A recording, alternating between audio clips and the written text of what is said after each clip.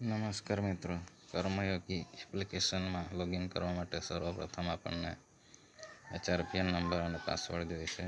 એના માટે આપણે આપણો જીમેલ ઓપન કરી લઈશું. અહીં વડી કચેરી દ્વારા આપેલ ઈમેલને ઓપન કરીશું.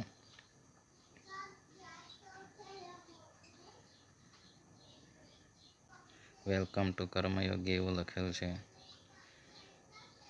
ઈમેલની અંદર યુઝરનેમમાં આપણો ઈમેલ એડ્રેસ હશે, પાસવર્ડ આપેલ હશે અને HRPN નંબર આપેલ હશે. પાસવર્ડને આપણે કોપી કરી લેવાનો છે.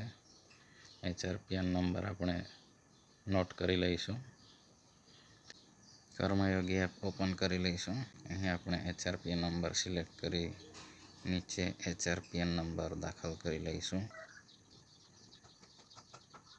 ત્યારબાદ આપણે પાસવર્ડને પેસ્ટ કરી લઈએ અને નીચે લોગિન બટન ક્લિક કરીશું. એટલે લોગિન સક્સેસફુલનો મેસેજ આવી જશે.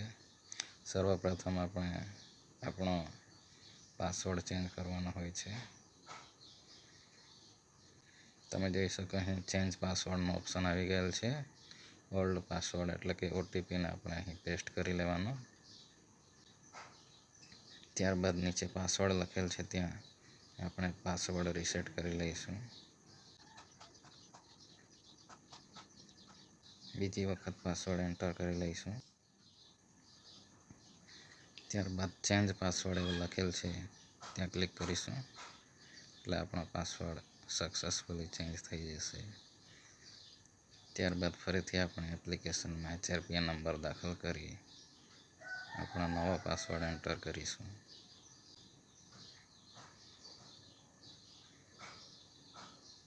આવી રીતે આપણે કર્મયોગી એપ્લિકેશન પર લોગિન કરી શકીએ છીએ. લોગિન થઈ ગયા બાદ આપણે પિન રીસેટ કરવાનો હોય છે. અહીં સેટ પિનનો ઓપ્શન આવી જશે. અહીં આપણે 4 આંકડાનો પિન સેટ કરી લઈશું. ત્યારબાદ સેટ પિન લખેલ છે ત્યાં ક્લિક કરીશું. ડન કરી દઈશું. એટલે કર્મયોગી એપ્લિકેશનનો આ પ્રકારનો ઇન્ટરફેસ જોવા મળશે. 3 આડી લીટી છે ત્યાં ક્લિક કરીશું એટલે આપણે આ પ્રકારનો મેનુ જોવા મળશે. અહીં આપણે માય પ્રોફાઇલ લખેલ છે ત્યાં ક્લિક કરીશું એટલે આપણી પર્સનલ ઇન્ફોર્મેશન આવી જશે. તેને આપણે ચેક કરી લઈશું. ઓફિશિયલ ડેટામાં આપણો ઓફિશિયલ ડેટા વડી કચેરી દ્વારા દાખલ કરી દેવામાં આવેલ હશે. ID નંબરમાં હાલ ફક્ત પાન નંબર જોઈ શકાય છે. એડ્રેસમાં કોઈ ડેટા દર્શાવતો નથી. ફેમિલી ડિટેલ્સમાં પણ ડેટા નથી. બેંક ડિટેલ્સમાં પણ ડેટા નથી. એજ્યુકેશન ડિટેલમાં પણ ડેટા જોવા મળતો નથી. ડેટા અપડેટ કરવા માટે સર્વપ્રથમ ગૂગલ ક્રોમ ખોલી લઈશું. કર્મયોગી ગુજરાત પોર્ટલ ઓપન કરી લઈશું એટલે આ પ્રકારનો ઇન્ટરફેસ જોવા મળશે. અહીં આપણે HRPN નંબર પાસવર્ડ દાખલ કરી લેવાનો છે.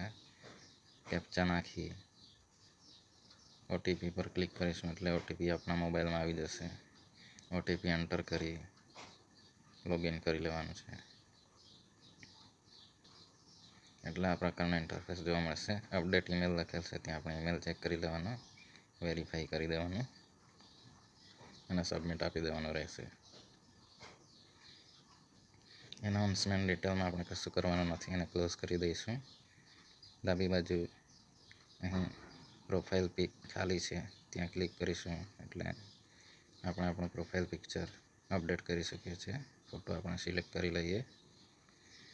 નીચે રોટેટ બટન આપેલ છે તેના દ્વારા રોટેટ કરી લઈશું. ઝૂમ ઇન ઝૂમ આઉટ કરવું હોય તો કરી શકાય. ત્યારબાદ અપડેટ પ્રોફાઇલ પિક્ચર પર ક્લિક કરીશું એટલે આપણું પ્રોફાઇલ પિક અપડેટ થઈ જશે. ત્યારબાદ માય પ્રોફાઇલ પર ક્લિક કરીશું. પર્સનલ ઇન્ફોર્મેશન આપણે ચેક કરી લેવાની છે જે વડી કચેરી દ્વારા ઓલરેડી દાખલ કરેલ હશે.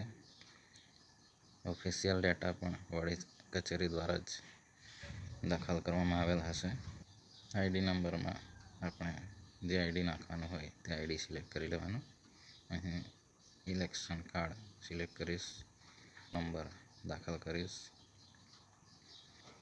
આધાર કાર્ડ સિલેક્ટ કરી લઈશ, આધાર કાર્ડ નંબર દાખલ કરીશ.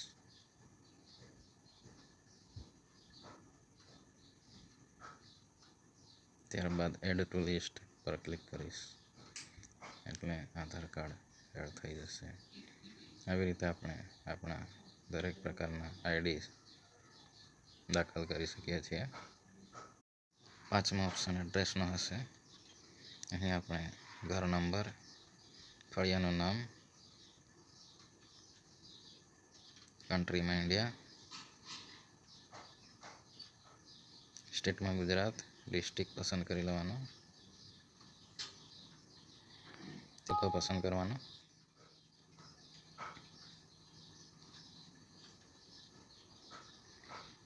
વિલેજ નેમમાં ગામનું નામ સિલેક્ટ કરી લેવાનું, પોસ્ટલ કોડમાં પિનકોડ દાખલ કરી લેવાનું. ત્યારબાદ નીચે નેટિવ પ્લેસ ઇન્ફોર્મેશન આપણા વતનની માહિતી દાખલ કરવાની રહેશે.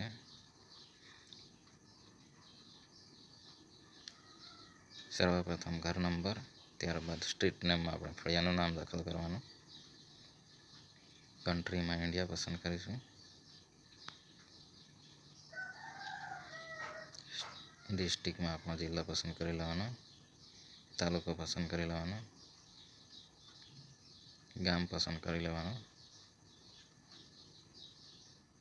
પોસ્ટલ કોડમાં પિનકોડ દાખલ કરી લઈ save and next button click કરીશું.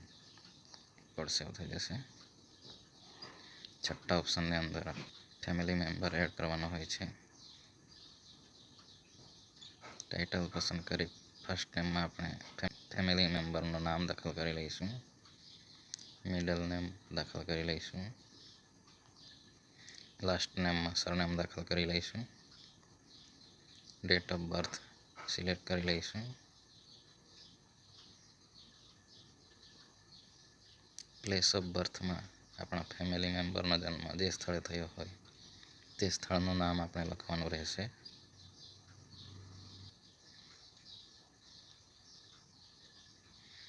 નેમ એટ બર્થ લખેલ છે ત્યાં આપણા ફેમિલી મેમ્બરનું જન્મ સમયે જે નામ હતું તે આપણે દાખલ કરવાનું રહેશે.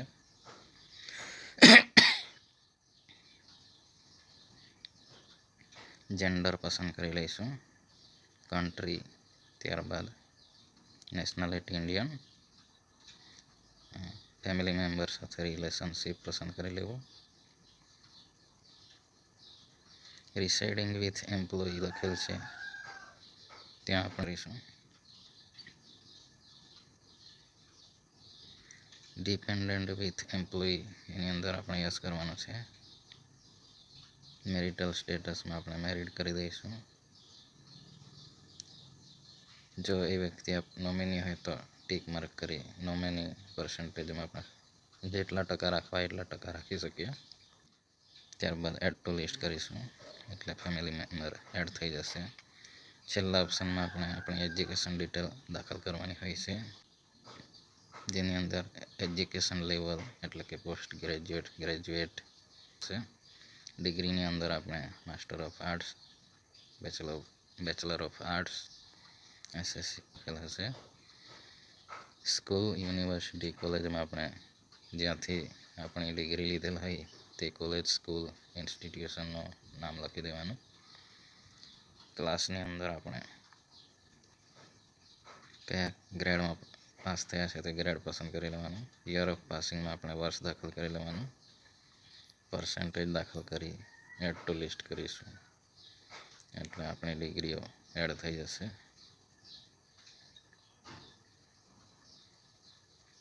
તો આવી રીતે આપણે કર્મયોગી ગુજરાત એપ્લિકેશનની અંદર માહિતી અપડેટ કરી શકીએ છીએ. Thank you.